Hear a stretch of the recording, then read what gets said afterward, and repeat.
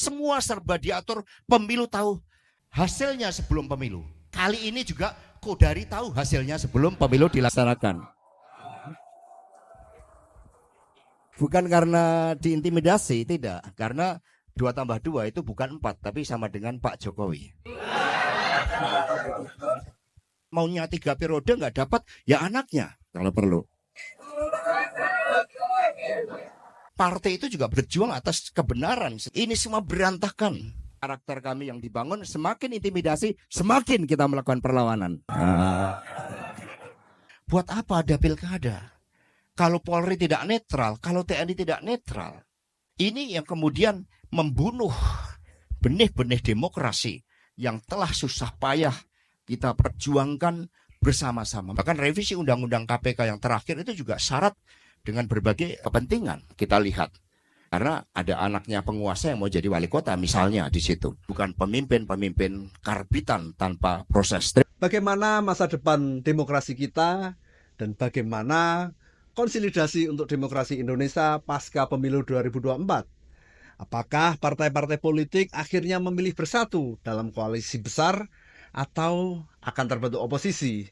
Jika terbentuk oposisi, akankah didukung oleh kekuatan kursi yang signifikan? Dari beberapa narasumber, ada 2 yang menarik perhatian saya, yaitu Bapak Hasto dari PDI Perjuangan. Dengan sindiran dan sentilan kepada Pak Jokowi dan kecurangan pemilu 2024, serta pandangan beliau soal pemilihan kali ini. Langsung saja, mari kita saksikan videonya. Ini ada hal yang sangat berbahaya dalam perjalanan bangsa ke depan. Yang pertama, perspektif paradigmatik dulu. Ini terjadi pertarungan antara partai ideologi dalam pengertian. Partai itu dipimpin oleh suatu keyakinan atas dasar suatu pemikiran-pemikiran intelektual yang dibumikan pada persoalan bangsa, tanggung jawab bangsa dan negara, dan bagaimana desain masa depan. Di situ ada culture yang dibangun, ada values, filosofi, itu partai ideologi. Kemudian versus partai elektoral. Partai elektoral itu partai yang hanya didesain untuk menang pemilu. Nggak peduli itu fungsi representasi, komunikasi politik, pelembagaan partai, apalagi itu nggak peduli. Yang penting bagaimana partai didesain untuk menjadi menang secara elektoral, menjadi mesin pemenangan. Siapapun yang populer, siapapun yang punya dana, sebagai yang disampaikan Pak JK tadi, siapapun yang punya kekuasaan, bahkan juga punya suatu jejaring secara struktural, ini karakter dari partai elektoral. Kalau kita tidak melakukan koreksi, maka partai ideologi dengan kepemimpinan intelektual itu akan hilang. Karena tradisi berpolitik kita adalah tradisi intelektual dulu. Di dalam melihat problematika bangsa. Soekarno itu tradisi intelektual yang sangat kuat. Dan kemudian mendirikan PNI. Kalau ini kita biarkan, tidak membangun suatu opsi-opsi, maka yang elektoral ini akan menang. Ini secara paradigmatik. Secara teoritik, kita melihat ini juga pertarungan. Karena semua mengandalkan suatu dasar norma etika. Mengandalkan bagaimana suatu filosofi tentang bangsa dan negara yang dibahas dengan sangat baik dalam sidang BPUPK, tiba-tiba diluluh lantakkan dengan ambisi-ambisi kekuasaan, maunya 3 periode nggak dapat, ya anaknya kalau perlu. Jadi mohon maaf ke media, sebelumnya kita berbeda, ternyata kritiknya betul. Itu dalam pelembagaan partai. Saya sengaja 2 periode zaman Pak JK jadi menteri enggak, anggota DPR enggak. Saya memilih mencoba menjawab suatu tantangan dengan menyempurnakan demokrasi kita yang lahir melalui suatu kecelakaan politik dengan melakukan pelembagaan partai. Kami PDI Perjuangan ini memiliki 2 ISO dalam manajemen. Quality management, kemudian asset management. 2 tahun ini kami membangun 146 kantor partai. Atas nama partai nggak bisa diperjualbelikan. Sistemnya kami terapkan project management body of knowledge. Kami terapkan teori-teori dari marketing. Semua. Kemudian turun ke bawah selama 5 tahun berbagai event kami buat. Ini semua berantakan di dalam teori pelembagaan. Padahal partai itu juga berjuang atas kebenaran secara teoritik untuk mencapai cita-cita bangsanya, membangun peradaban, itu berpolitik. Berbagai teori-teori kepemimpinan strategik, pelembagaan partai, teori demokrasi, teori tentang kuasa dan moral, ini kalah dengan Machiavelli tadi. Apalagi Machiavelli Jawa, Bapak Ibu dan saudara-saudara sekalian. Nah, ini di kampus itu bebas bicara tanpa intimidasi. Meskipun saya juga sering diintimidasi. Tetapi karakter kami yang dibangun, semakin intimidasi, semakin kita melakukan perlawanan. Nah, kemudian yang ketiga, tadi kan paradigmatik, teoretik, empiris. Pemilu 71 itu pemilu dengan kecurangan yang sifatnya masif oleh ABRI. Itu kesaksian di dalam buku Pemilu 71 ini. NU PNI menjadi kekuatan perlawanan. Ini konsolidasikan pasca peristiwa 65. Kita kalah, kekuatan oposisi saat itu hanya PNI dan NU, dikalahkan dengan kekerasan. Sampai ada kampung yang ditinggal dengan makanan yang ada di meja, artinya rakyat ketakutan. Dan begitu kita kalah berjuang atas pemilu 71, para senior-senior kita, maka itu menjadi basis bagi 27 tahun kekuasaan Orde Baru yang tanpa kritik, tanpa check and balances. Dan semua serba diatur, pemilu tahu hasilnya sebelum pemilu. Kali ini juga Kodari tahu hasilnya sebelum pemilu dilaksanakan. Jadi ini merupakan suatu perpaduan sempurna pemilu 2024, perpaduan sempurna antara apa yang terjadi tahun 71 ditambahkan dengan yang terjadi tahun 2009. 2009 dulu Pak JK sebagai Ketua Umum Golkar sama PDI sama-sama menjadi korbannya. Padahal ketika kami berada di luar pemerintahan, yang kami hadapi itu strategi Pak JK yang sangat hebat. Impor beras kita tolak dan sebagainya, kita dihadapkan pada berbagai kekuasaan. Satu banyak sekali kita kasih masukan. Tetapi kita sama-sama menjadi korban karena apa? Pemilu 2009 itu the first election di dalam Indonesia yang menggunakan praktek-praktek demokrasi elektoral, partai politik berubah fungsinya menjadi partai elektoral. Maka ini yang terjadi 2009. Berbagai teori dipakai. Ada populisme yang dipraktekkan Taksin. Penelitian Marcus Mester, mohon maaf ya agak panjang dikit. 2 billion US dollar hanya dalam waktu 6 bulan. Korbannya siapa? Partainya Pak JK dan PDI Perjuangan. 2 miliar dolar dari Juni 2008 sampai Februari 2009 dengan bansos. Ini politik bansos yang pertama di Republik yang dikaitkan dengan elektoral. Kemudian yang kedua, tidak ada nomor urut melalui MK. Jadi saat itu juga sudah menggunakan MK. Dengan tidak ada nomor urut berlaku dalil dari Afrika. Ini dalam Political Management Handbook. Apa itu dalil Afrika? Semakin kompleks pemilu, semakin mudah dimanipulasi. Kemudian menggunakan bandwagon effect. Ini teori dari Amerika Serikat yang dikenal kampionnya demokrasi langsung. Bandwagon effect ini dirancang dengan lembaga-lembaga survei. Ini dalam teori Michael Porter, dia mengambil alih fungsi partai politik. Sehingga dia bertindak di dalam electioneering. Bertindak electioneering.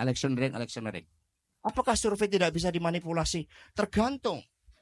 Ketika untuk mengajukan survei kita izin ke Kemendagri, kemudian sudah menyebutkan TPS-nya dari mana saja, samplingnya itu diambil sebagai representasi dari seluruh Indonesia, lalu diintervensi dengan bansos, diintervensi dengan berbagai operasi-operasi politik, berubahlah peta. Maka metodologi benar, hasilnya menjadi tidak benar karena inputnya yang dibuat tidak benar. Ini bandwagon effect. Penggunaan aparatur negara. Maka yang ketiga ini narasi kita adalah pertama kalinya secara masif di dalam era demokratis dengan wajah pimpinannya yang populis itu dipakai instrumen-instrumen negara dengan segala cara, tanpa nilai, tanpa nurani, tanpa moral. Di situ itu yang kita yang terjadi, yang kita hadapi. Kami punya 54% kepala daerah digencet semuanya. Caranya bagaimana? Kepala dinasnya dipanggil dulu, yang kontra dengan kepala daerah. Kemudian dilakukan pemetaan atas persoalan-persoalan hukum yang dihadapi kepala daerah. Lalu itu dijadikan sebagai instrumen untuk penekan. Jadi begitu banyak yang tiba-tiba instrumen negara yang harusnya menjaga institusi negara, menjaga demokrasi, tiba-tiba mereka menjadi partisan. Dan kemudian tanpa melihat kesejarahan bahwa TNI Polri itu harus netral. Ini yang kemudian yang terjadi.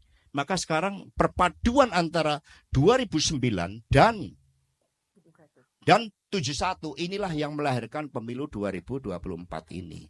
Untung di election talk-nya yang keempat. Nah, sehingga kita harapkan berbagai opsi-opsi ke depan apa.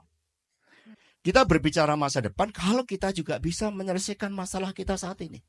November akan terjadi pilkada serentak. Banyak orang yang mengatakan buat apa pilkada? Kalau muncul partai-partai atas nama negara kemudian menggunakan seluruh sumber daya negara dan instrumen ketakutan itu dimainkan. Buat apa ada pilkada? Kalau Polri tidak netral, kalau TNI tidak netral. Kalau kemudian bisa diambil suatu kebijakan alokasi anggaran yang berpihak. Ini yang kemudian membunuh benih-benih demokrasi yang telah susah payah kita perjuangkan bersama-sama. Maka perpaduan 71 sama 2009 harus dilawan secara terukur. Jadi kami opsinya adalah melakukan suatu perlawanan secara terukur. Bagaimana perlawanan secara terukur itu? Ya kita melihat reaksinya, aksi reaksinya. Baru Pak Ganjar mengusulkan hak angket langsung disetrum. Ada yang melaporkan ke KPK. Di situ. Itu strum-struman ini banyak sekali ini. Media udah mulai di strum, Tempo, Kompas, Media Indonesia pasti. Dan inilah yang kemudian wajah populis yang ternyata berlindung di balik kata-kata demokrasi prosedural. Silakan ajukan ke polisi, silakan ajukan ke Bawaslu, silakan. Ini kan demokrasi prosedural, tetapi dalam substansinya sudah tidak ada lagi demokrasi kedaulatan rakyat itu. Maka perlawanan secara terukur opsinya bagaimana? Politik sebagai opsi. Tapi syaratnya harus muncul trust. Karena tadi yang sampaikan tadi pragmatisme politik tadi. Semua mencoba untuk diatur karena kita telah berulang kali mempraktekkan demokrasi liberal yang tanpa kita sadari ini mereduksi berbagai nilai-nilai peradaban yang seharusnya menyertai di dalam demokrasi itu. Kami misalnya pernah mencalonkan pilkada Rano Karno melawan saudaranya Bu Atut saat itu karena kami ingin anti korupsi. Kemudian kalah nggak ada apresiasi karena dana yang berbicara di situ. Kami pernah mencoba untuk memasukkan menteri-menteri ke KPK, tapi ternyata dia juga bukan wajah para dewa yang terlepas dari kepentingan. Ternyata KPK juga pengaruh kepentingan. Bahkan revisi undang-undang KPK yang terakhir itu juga syarat dengan berbagai kepentingan. Kita lihat. Karena ada anaknya penguasa yang mau jadi wali kota misalnya di situ.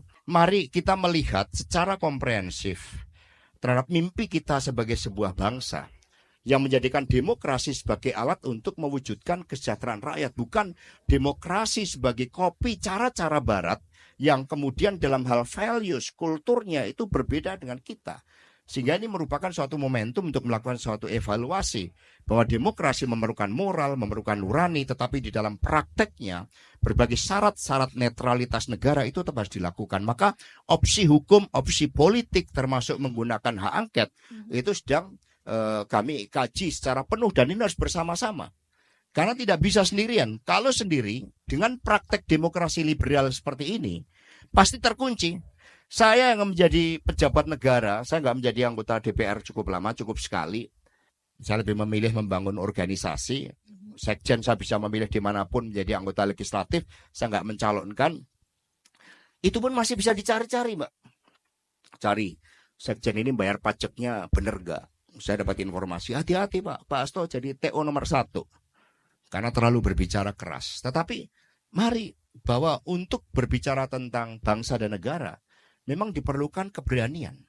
Perpaduan pemilu 71 2009 yang kemudian dilaksanakan dengan bahasa populis, dengan bahasa demokrasi prosedural. Maka opsi-opsi akan menjadi sangat banyak. Untuk membangun opsi-opsi itu, politik oke, kita kaji untuk penggunaan hak angket, tapi bagaimana kita juga mengkaji berbagai aksi reaksinya.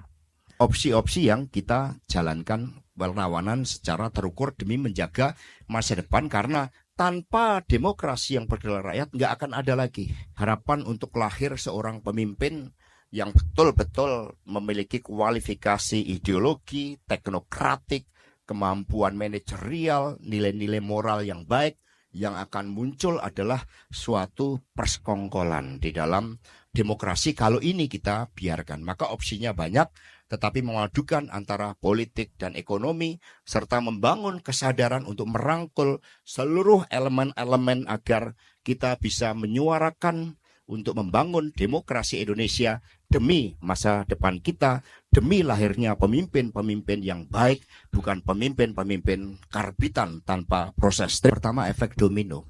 Ini bahaya terhadap repetisi, jadi pengulangan.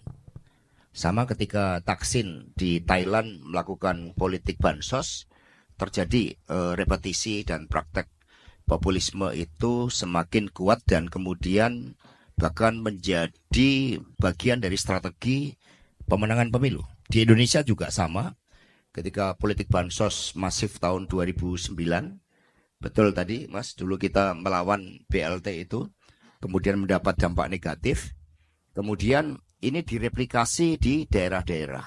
Ini dampak ke depan efek domino adalah fiskal, terhadap ketahanan dari fiskal kita. Kita lihat celah fiskal kita menghadapi persoalan ke depan, sehingga pemerintah ke depan, Pak JK sudah menyampaikan, akan menghadapi berbagai persoalan yang sangat serius karena celah fiskal sangat terbatas untuk mendorong pertumbuhan ekonomi. Yang kedua, praktek-praktek demokrasi yang semakin mengabaikan gambaran ideal tentang demokrasi karena dilanggarnya aspek hukum, kemudian nilai-nilai dan juga tradisi yang baik. Dan kemudian belum lagi kalau persoalan geopolitik, krisis pangan akibat perang. Ini efek domino yang sangat besar, dan kemudian dampaknya juga demokrasi menjadi sangat mahal. Tetapi ketika kepercayaan terhadap institusi negara ini meluntur, dan kemudian terjadi praktek-praktek akibat liberalisasi politik, politik sandera sebagaimana terjadi akhir-akhir ini.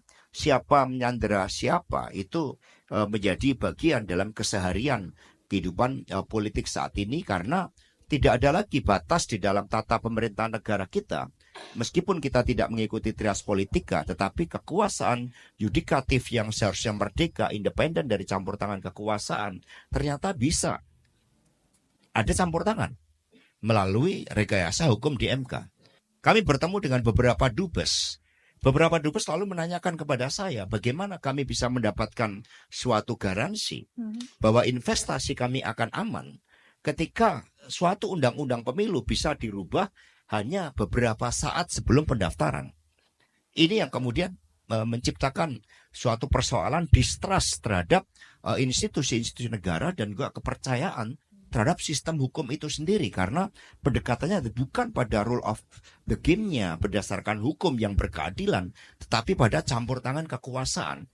Efek domino terhadap ketidakpercayaan ini akan menjadi persoalan serius ketika kita mau mengundang investor misalnya di dalam mendorong pertumbuhan ekonomi kita, sehingga efek dominonya sangat besar, termasuk masalah energi positif dari bangsa itu. Seperti tadi saya katakan, buat apa kita mengadakan pilkada? Siapa yang memberikan jaminan bahwa tidak ada lagi suatu intervensi kekuasaan dan sebagainya? Karena itulah ketika Mbak Irma tadi mengatakan ini salah kita semua, yang penting bagaimana solusi kita memberikan suatu kontribusi yang positif. Kalau bagi kami, bahwa tatanan sistem kepartean kita itu tidak bisa terlepas dari ideologi kita, Pancasila, yang menebarkan memang kekuatan kolektif, demokrasi dibangun atas nilai-nilai ketuhanan, kemanusiaan, kebangsaan, musyawarah, dan berjuang bagi terwujudnya keadilan sosial, keadilan dalam politik, keadilan dalam hukum, dalam kebudayaan, dalam mendapatkan suatu akses-akses sumber negara. Ini yang menjadi payung di dalam penataan sistem politik kita. Di dalam sistem politik kita menganut kita adalah negara kesatuan Republik Indonesia, artinya kita tidak ada bicameral. Kita unikameral. Kemudian sistem demokrasi kita. Nah, ini kan menempatkan peran partai politik pada peran yang sentral. Maka ketika kita memperbaiki ini, pilihan termasuk yang saya ambil sebagai sekjen adalah melakukan pelembagaan partai. Pelembagaan partai ini ada teorinya. Ada dari aspek kepemimpinan strategisnya, ada ideologisasinya, kemudian bagaimana fungsi-fungsi organisasi partai bisa dijalankan, kemudian di atas segalanya itu ideologi memberikan suatu landasan turunannya adalah nilai-nilai yang dihayati oleh seluruh anggota partai, kemudian kultur yang dibangun, dan berbagai tradisi demokrasi yang kami lakukan. Contohnya, kami banyak melakukan percobaan politik. Ketika kami menerapkan demokrasi one man, one vote, one value, karena dipilih langsung untuk menjadi ketua DPC PD Perjuangan, itu habis 2 miliar di Klaten, di kota-kota besar, di kabupaten-kabupaten yang jumlah kecamatannya itu di atas 20. Mengapa habis 2 miliar lebih? Karena yang memilih adalah anggota partai di setiap kabupaten. Pengurusnya, pengurus ranting, itu bisa lebih dari 5.000. Berapa biayanya untuk one man, one vote? Berapa kemudian praktek-praktek ketika tradisi demokrasi itu belum melembaga? Maka yang ada adalah suatu campur tangan, jalan pragmatis, mengumpulkan mereka yang punya hak suara, dikondisikan di sebuah hotel, dan kemudian muncul transaksi kepentingan. Bisa tawaran jabatan, bisa tawaran money politik. Bagaimana? Ketika saya masuk menjadi sekjen partai politik, bisa baik ketika untuk penempatan jabatan strategis memerlukan biaya yang begitu besar. Maka kami rombak dengan cara apa? Kami undang HIMSI, Himpunan Ahli Psikologi Indonesia. Kami terapkan demokrasi ala Indonesia, bukan one man, one vote, one values. Tetapi kami terapkan demokrasi dari bawah. Silakan Anda usulkan 20 orang untuk calon pimpinan partai di tingkat kabupaten kota. Kami kerjasama sama HIMSI, Himpunan Ahli Psikologi Indonesia. Kami membuat berbagai kriteria-kriteria. Dengan pendekatan merit system itu, money politik bisa kita perangi, sehingga untuk menjadi ketua DPC cukup 1,3 juta saat itu untuk biaya psikotes. Sekarang turun menjadi 606.000 karena kami lakukan secara online. Ini merupakan contoh bagaimana merit system bisa berdampak pada pengurangan biaya politik di partai dan demokratisasi di dalam partai tetap berjalan. Begitu banyak hal-hal yang bisa kita lakukan. Nah, di dalam kehidupan berbangsa dan bernegara, agenda yang kami usulkan itu yang pertama. Kita tidak mungkin sebagai suatu bangsa bisa melangkah ke depan tanpa suatu desain. Maka kami mengusulkan amandemen terbatas MPR agar menetapkan pola pembangunan semesta berencana atau GPHN dalam perspektif 10 tahun, 25 tahun, bahkan 50 tahun ke depan. Kalau kita lihat misalnya imajinasi masa depan itu sangat-sangat penting. Maka di dalam konsepsi haluan negara ini menggambarkan bagaimana kita sebagai bangsa 50 tahun, 50 tahun ke depan. Yang kedua, ini mohon maaf agak panjang dikit. Yang kedua, pelembagaan partainya. Harus ada insentif negara. Maka kami mengusulkan proporsional tertutup. Ya mohon maaf, Profesor Jenderal kami ajukan selama dia tidak memiliki modal untuk political campaign dengan biaya yang begitu besar, tidak mungkin terpilih. Karena apa? Syarat-syarat demokrasi elektoral memang memerlukan mobilisasi resource yang besar. Maka kami mengusulkan demokrasi tertutup. Ditolak semuanya kemarin. Syaratnya apa? Dengan merit system. Dan campur tangan negara untuk menghasilkan kualifikasi calon. Kita bisa libatkan FISIP UI misalnya. Untuk bersama-sama dengan pemerintah. Bahwa seluruh caleg misalnya. Seluruh partai yang punya caleg di tingkat pusat menyampaikan 2 kali kuota. Kemudian dilakukan persiapan sebagai calon pemimpin bangsa. Fungsi legislasi, fungsi anggaran, fungsi pengawasan. Desain masa depan melalui regulasi itu seperti apa. Ini merit system. Dikeluarkan rapotnya. Kami mencoba dan kami bisa. Kemudian yang ketiga setelah pelembagaan adalah demokrasi asimetrik. Jadi sistem pemilunya itu adalah proporsional tertutup yang kami usulkan, bukan distrik, tetapi proporsional tertutup. Kemudian sistem pemerintahan dengan sistem pemilu ada koneksitasnya. Apa? Sistem pemerintahan itu presidensial. Karena presidensial secara teoritik padanannya multi partai sederhana. Maka instrumen parliamentary threshold itu untuk ke sana. Untuk meningkatkan efektivitas. Disitulah diperlukan insentif bagi partai yang berani berada di dalam luar pemerintahan. Baik. Ketika kami di luar pemerintahan, Mbak, kami menjadi oposisi. Untuk dekat oposisi itu takut semua. Nggak dapat insentif dari negara. Yang memberikan insentif dari kami hanya media. Covering both side. Di luar itu nggak ada insentif. Maka negara juga memberikan suatu insentif. Ketika kami datang ke Jerman belajar menjadi oposisi, kami dikatakan menjadi partai oposisi itu tugas patriotik untuk check and balances. Maka itu berbagai solusi yang kami tawarkan dan terima kasih. Makasih banyak Mas Hasto, terima kasih. Nah, setelah menyaksikan video pemaparan dari Pak Hasto tadi, bagaimana pendapat teman-teman dari pemaparan beliau. Oh ya, buat teman-teman yang ingin menyaksikan full videonya, silahkan saksikan diskusi publik Election Talk keempat dengan bertajuk Konsolidasi untuk Demokrasi Pasca Pemilu 2004, Oposisi atau Koalisi. Video ini dapat teman-teman saksikan secara lengkap dari detik awal sampai akhir dengan beberapa narasumber di Visip UI. Silahkan cari saja. Jangan lupa subscribe channel ini.